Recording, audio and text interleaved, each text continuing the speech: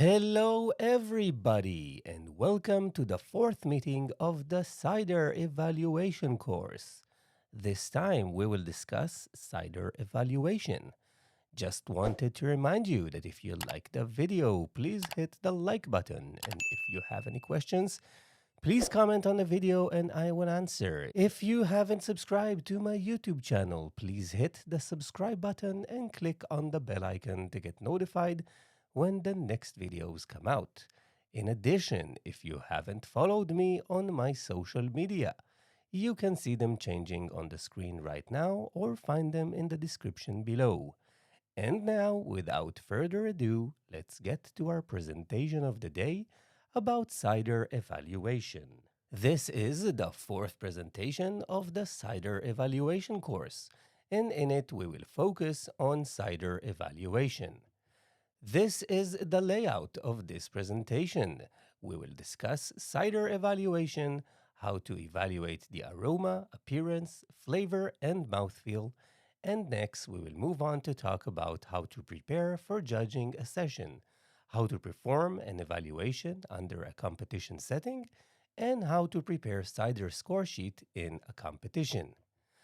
Let's start by returning to the definition of evaluation. Evaluation is a systematic, structured assessment of something or a determination of merit, worth, or significance against a set of standards. In the BJCP, the evaluation process focuses on capturing accurate sensory perceptions and comparing them to the style guidelines. At a recreational level, we usually only do the sensory evaluation and skip the comparison to the set of standards. We should also recall the structure of a complete cider evaluation. As we noticed, unlike in beer and mead, in cider it's not on the judging score sheet, in the small prompts beneath the titles. So, we have to remember these by heart. For a full evaluation, we must evaluate each of the things listed on this slide. Now, after discussing cider evaluation in general, let's move on to talk about how we should evaluate the cider aroma. In the world of wine tasting, we distinguish between aroma and bouquet. Aroma is the smell of the grapes, and bouquet is the whole smell of the wine, the grapes including the products of fermentation and aging. When we want to describe the entire aroma, we will use the term nose. When we discuss cider, we will use the aroma in the form of beer, although when using bouquet, it is to specifically indicate that the aromas of fermentation and aging are also present. To appreciate the aroma of the cider, we will stir the cider in the glass and tilt the glass in our direction. Smell deep in the glass close to the cider or foam. But be careful, we don't want to try to evaluate nose feel. After that, stir again, stop stirring, and smell again, this time in the direction of the top of the glass, away from the cider. Repeat the stirring, but this time smell in the middle of the previous distances, with a series of short and quick sniffs. Finally, leave the glass balanced and smell at a distance of 10 to 15 centimeters above the glass. Each of these types of smelling will highlight different aromas. When we smell, we try to capture as many different aromas as we can detect. Now we will move on to talk about each of the aroma components. Start with the apples or pears. When we come to evaluate and write about the aroma of apples or pears, we ask ourselves how strong is it? How strong or concentrated is it? Is it sweet? Does it feel crisp, raw, unfermented, ripe, or overripe?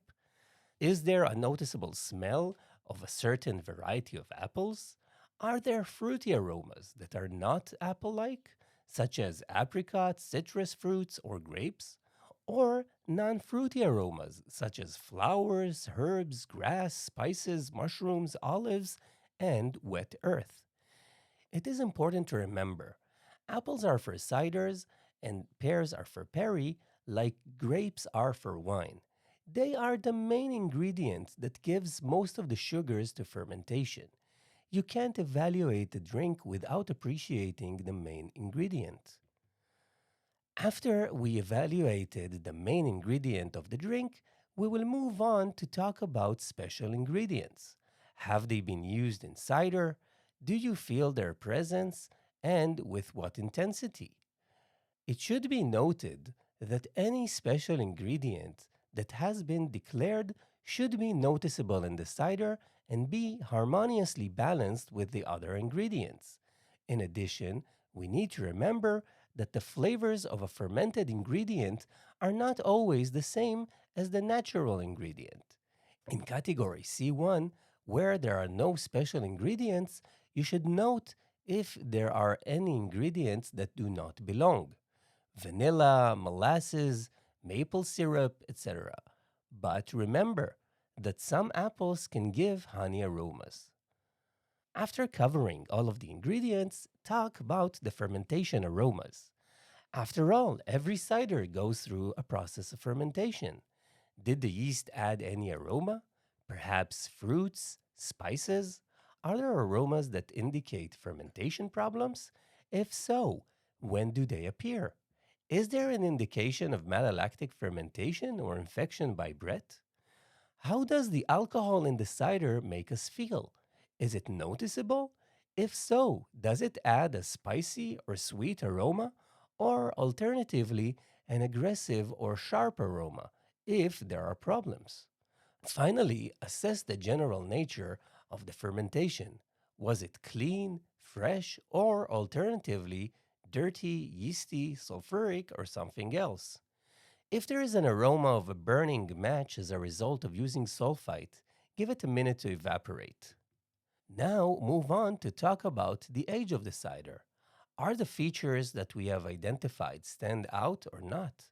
Do they blend nicely with each other or do they smell separate? Also, are there signs of oxidation? Are there aromas of caramelized sugar, dried fruit, or sherry? Do the signs of age add complexity or subtract from it? And in corked cider, are there any aromas of wet dog, musty attic, musty newspaper, or cork taint? In addition, pay attention to the acidity that can be present in the aroma. Acidity has no aroma, but if it comes from yeast, bacteria, or fruit, we can smell other substances that come together with acidity and give us an aroma of acidity.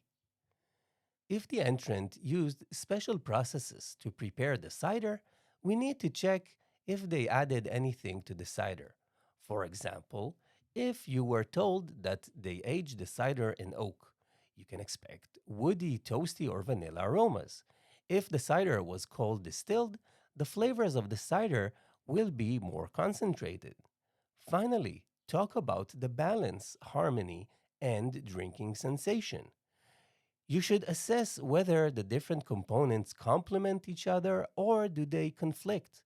Are they in balance that suits the style and the declared parameters? What is the general impression of the aromas of the cider? You must remember that a well made cider will have an inviting aroma and be free from off flavors that are perceived as chemical or artificial. There are many ways to organize aroma and flavor descriptors. There are the wine aroma wheels that you can order.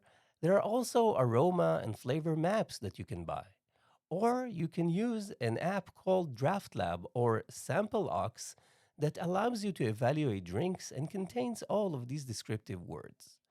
The common thing for all the methods of ordering the flavors is that they are arranged in a hierarchy according to their families.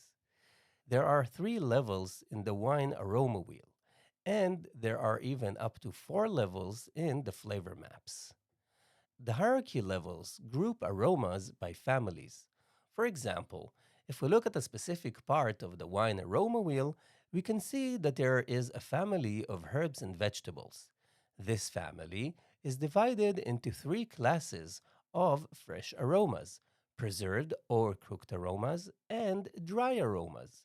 Within each class are more specific descriptive words. For example, in the fresh aromas department, you can find things like freshly cut grass, green pepper, eucalyptus, and mint. On the other hand, in the category of cooked or preserved aromas, there are green beans, asparagus, green olives, black olives, artichokes, and more. Therefore, when evaluating a cider, try to use the most specific descriptive words you can. Don't say citrus aroma. Say orange, lemon, lime, pomelo, and so on. Don't say herbal aroma. Say rosemary, thyme, chives, peppermint, mint, and so on. Now, after discussing how do we assess the aroma of a cider, let's move on to talk about the appearance of the cider. Let's start with the color of the cider. To assess the color, we need to evaluate the hue. Hue is a color with intensity. The color can be water white, straw, gold, and amber. For intensity of color, you can use weak, light, medium, dark, or deep.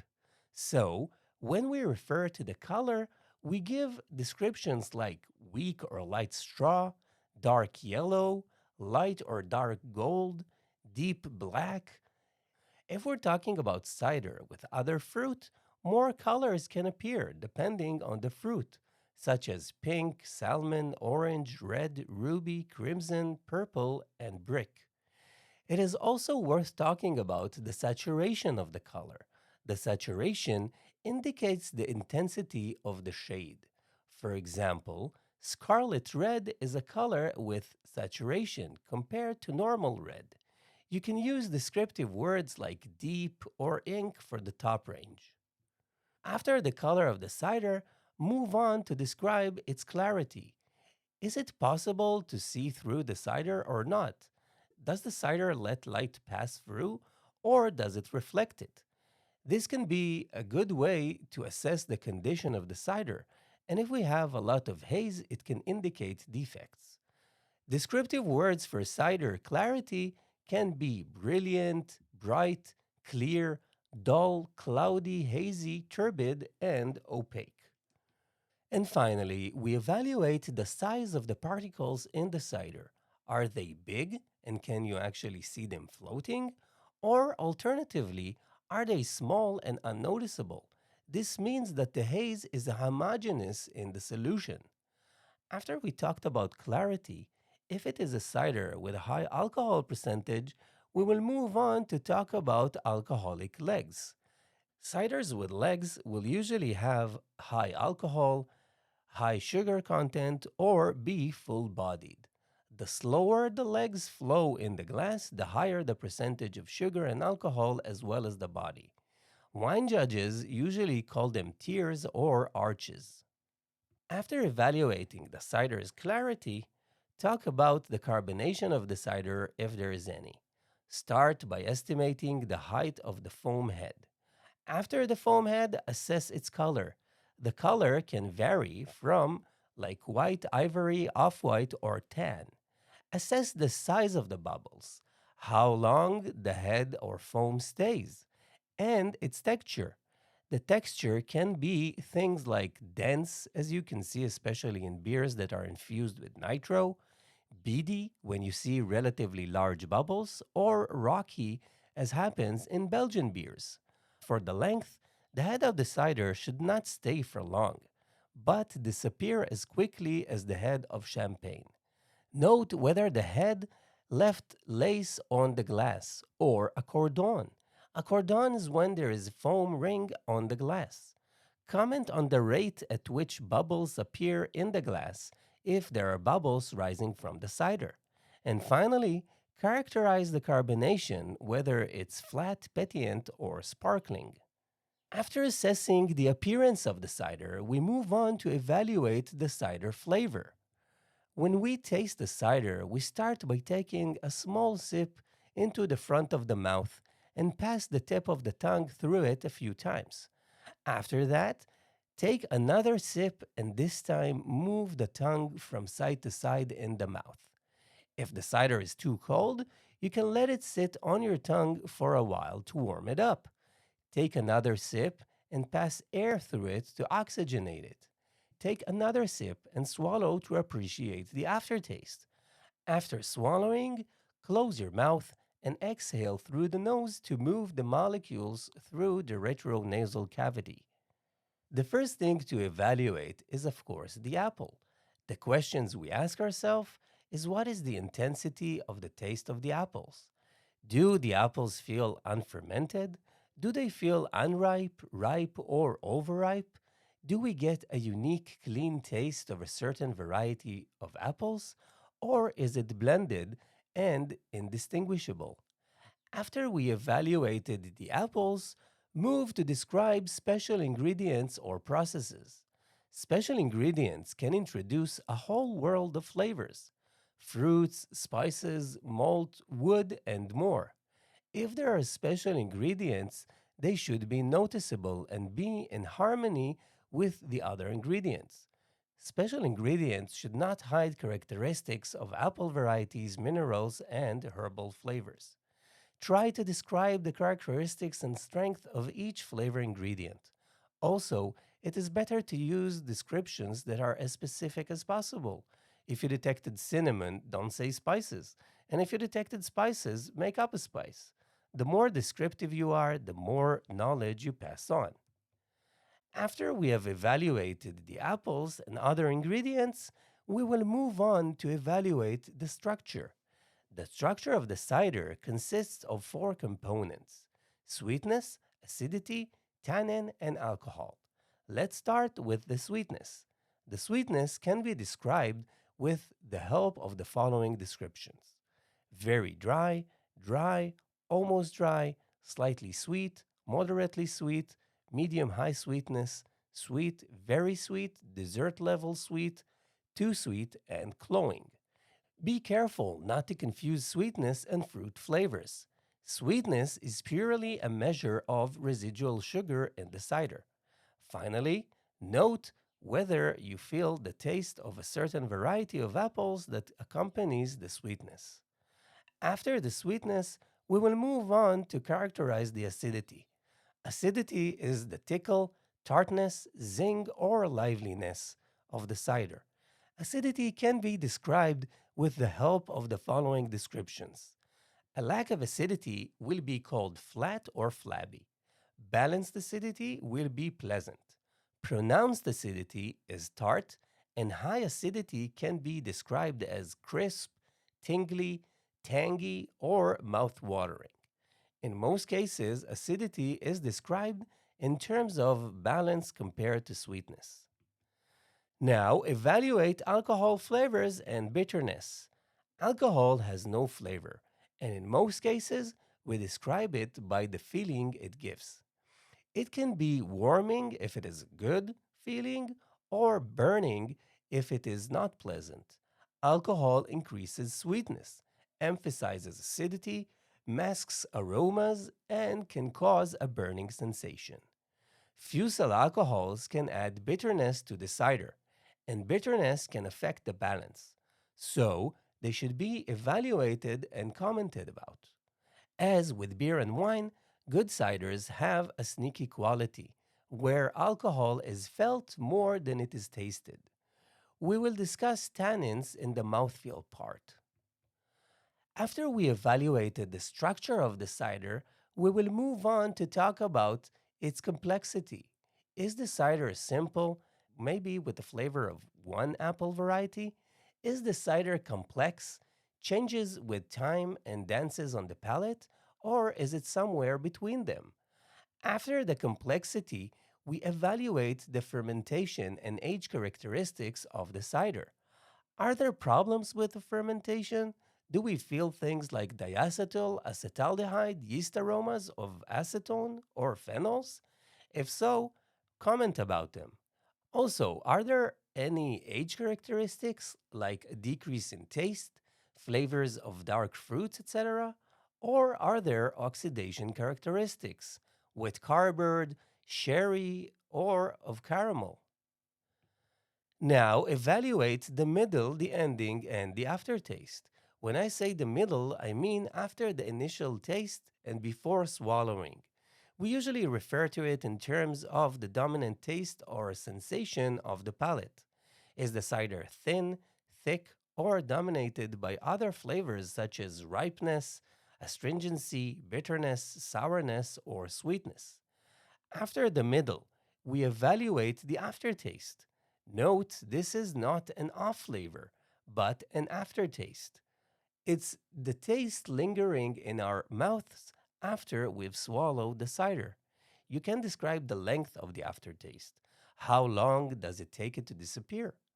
Is it short, medium, long, or memorable? What flavors do we feel in the aftertaste? Are they different from the flavors detected during the tasting, or are they the same? Are they pleasant and balanced or unpleasant? Or are there things in them that shouldn't be there? Finally, evaluate the general flavor of the cider. Let's start with the general balance of the cider. Balance is relative to the style of the cider we evaluate and its parameters, the sweetness, strength, carbonation levels, and special ingredients. Balance does not mean that all of the ingredients are in the same proportion or strength. A sweet cider will be sweeter than a dry cider, but both are balanced. Sweet cider requires enough acidity or it will feel flabby.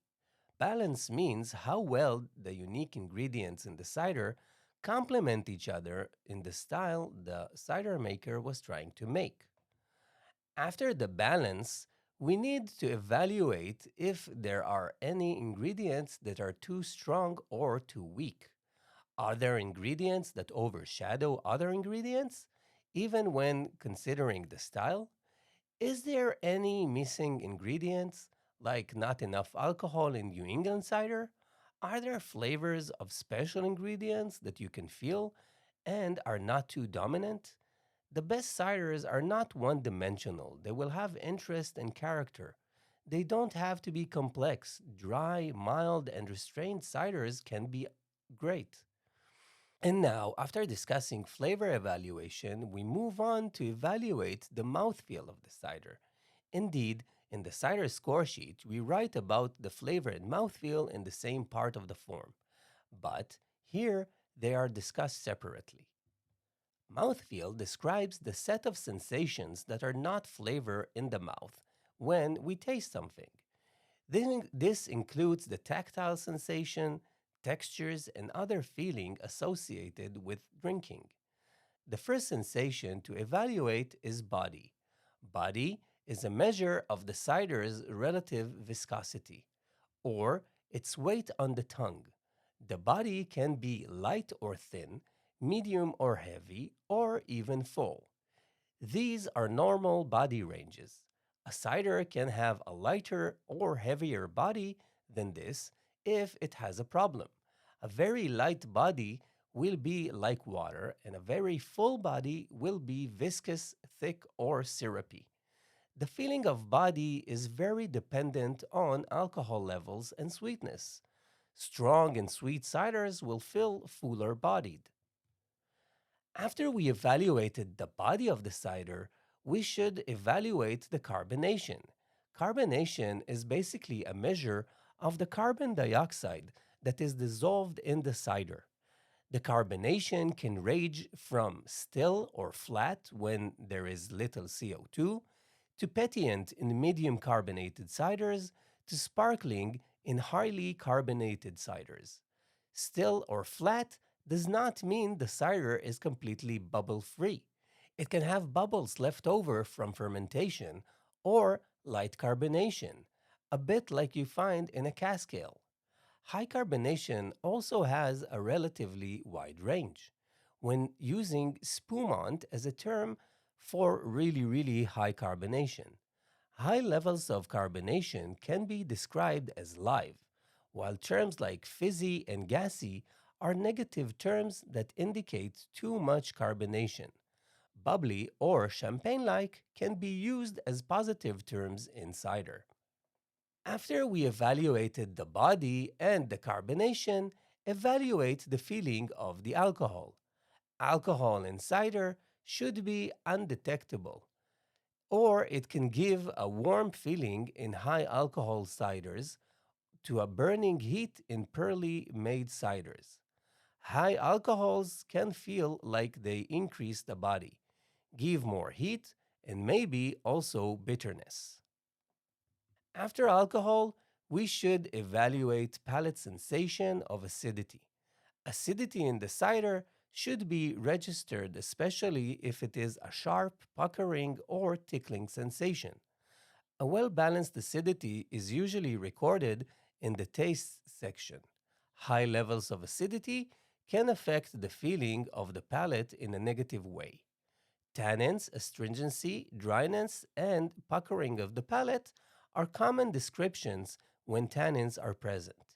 Tannins should always be evaluated since they can appear in any style, since they come from the apples in most cases. Adding wood can also add tannins in addition to other flavor components. Common descriptions for astringency can be non astringent, smooth, soft, velvety, slightly rough, moderately astringent, rough, harsh, very rough, coarse, tannic, and highly astringent. After discussing how to perform a complete sensory evaluation of cider, we have to talk about the mechanisms of evaluating cider under a competition setting. Cider judging is a little different from cider evaluation because, apart from the sensory evaluation part, there is also the part of deciding which is the better cider. The basic elements of evaluation are still there, but after we record the detected sensation on a score sheet and give feedback to the cider maker on how to improve the cider, we give a numerical rating to the cider compared to the style in which it was submitted and use these numbers to compare ciders to determine which deserves an award. It is important to remember that the participants in a competition pay money for the evaluation, feedback, and scoring. So it is your duty to put all of your best efforts into the judging. Let's start by discussing how we should prepare to judge a flight of ciders. To prepare for a flight, we will go over the styles to be judged at home and talk about their main components with the other judges at the table.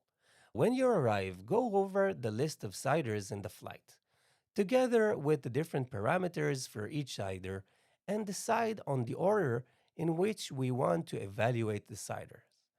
Next, go over the order with the steward and also check the serving temperature. In addition, ask if any cider happens to have a cork and make sure that you have a suitable opener. Finally, notice how many ciders we have to judge on the flight. If there is a large number of ciders, remember to take smaller sips to avoid getting drunk.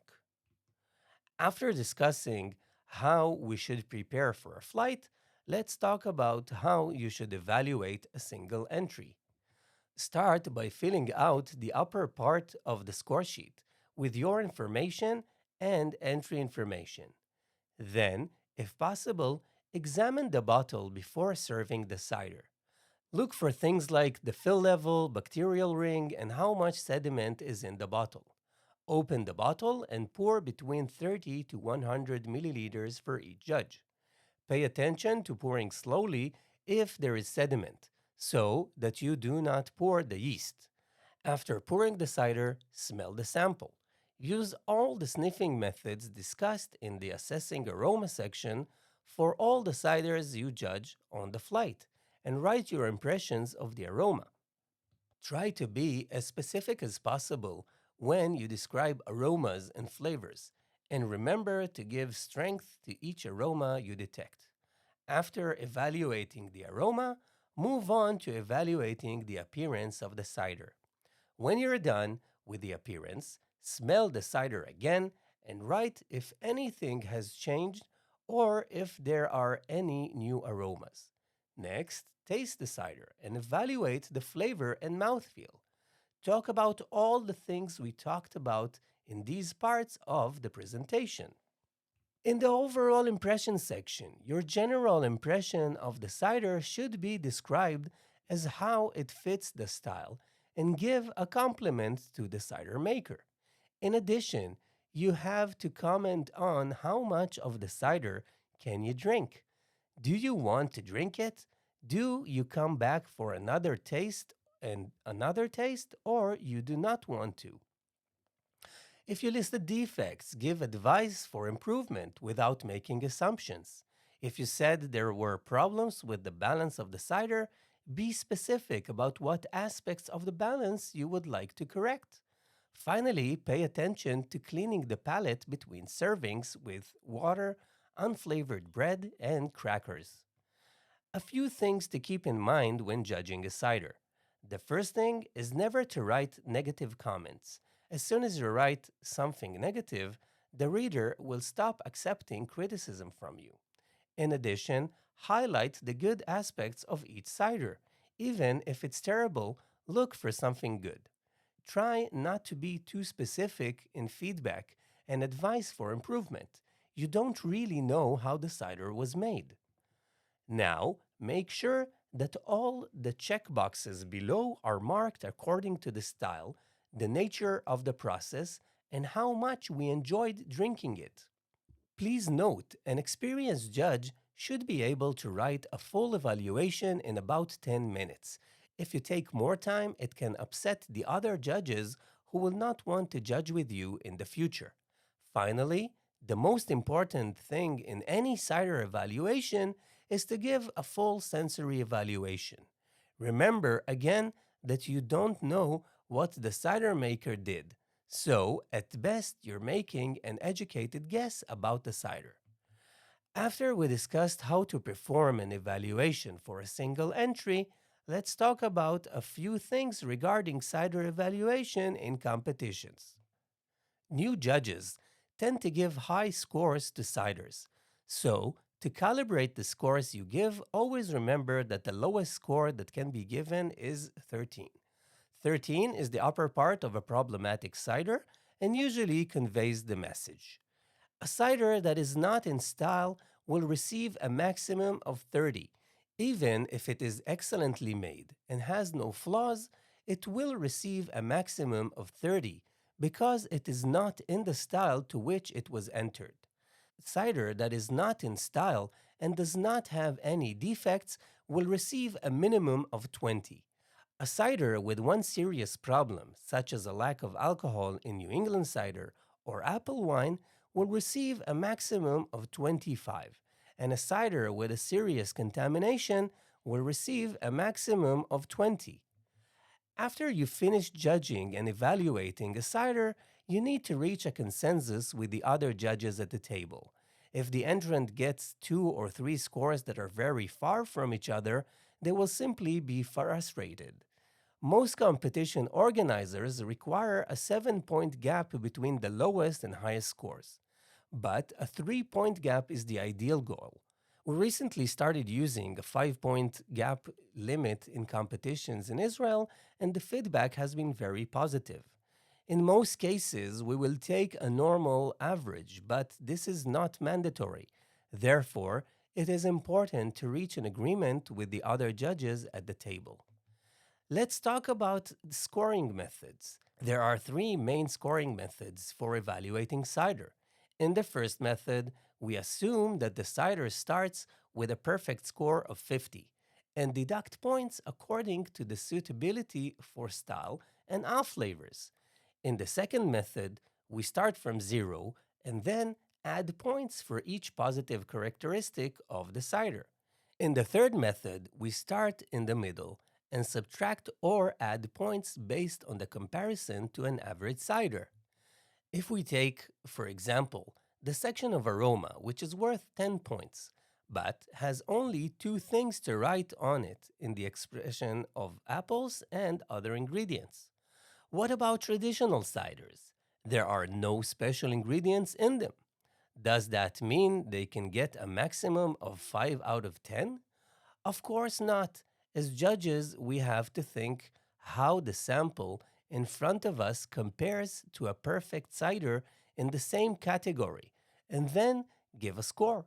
A high score is given when the sample is excellent, and a low score is given to ciders with problems. In the third method, start in the middle and then add or subtract points according to how the cider compares to an average cider. This method works well for parts with more points, for example, the flavor part. In the general impression part, this method works well, but it should be changed to represent your general impression and how much you want to drink more of this cider. The choice of scoring method depends on the personality and experience of the judge. But regardless of which method you choose, it is always a good idea to check yourself after giving an initial score using the scoring guide that appears on the lower left part of the score sheet. After you sum up the points of the different parts, you should check in the scoring guide whether the cider matches the description of the range in which the score falls. This is the end of today's presentation about evaluating cider. I hope that the talk was informative and interesting. I just want to remind you that if you like the video, please hit the like button to know when the next videos come out. If you have any questions, please write them in the comments and I will answer. In addition, you can see my social media handles change on the screen or find them in the description of this video, and you're welcome to follow me to know when my next projects come out. Thank you for listening. I was Omer Basha, and see you in the next presentation where we will discuss troubleshooting cider.